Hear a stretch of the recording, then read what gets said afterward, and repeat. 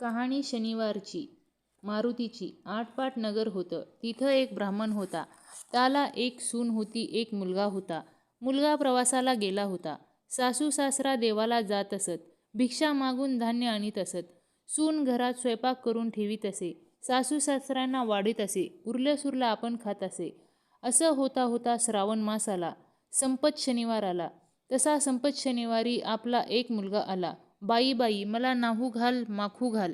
बाबा, घरामध्ये तेल नाही, तुला नाहू कशानं घालू.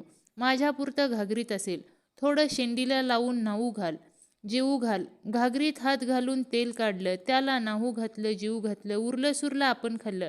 असे 4 शनिवार झाले. 4थ्या शनिवारी त्या मुलानं तांदूळ मागून जातेवेळी घरभर तांदूळ फेकून अदृश्य झाला. इकडे घराचा वाडा झाला. गोठाभर गुरं झाली. धान्याच्या कोठा भरला. दासी भटकींनी घर भरलं. सासू सासरा देवाहून आली. तो घर काही ओळखेना. हा वाडा कोणाचा? सून दारात आरती घेऊन पुढाली. मामांजी, सासूबाई, इकडे या.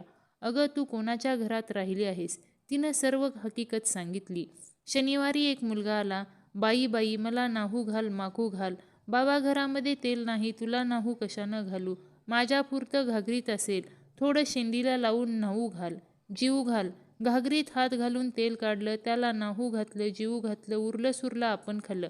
असे 4 शनिवार झाले. 4थे शनिवारी त्या मुलानं तांदूळ मागून जातेवेळी घरभर तांदूळ फेकून अदृश्य झाला. इकडे मोठा वाडा झाला.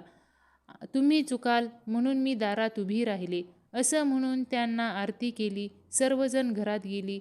त्यांना जसा मारुती प्रसन्न झाला तसा तुम्हा अम्मा होवो. ही 60 उत्तराची कहाणी. 5 उत्तरी सुफळ संपूर्णम.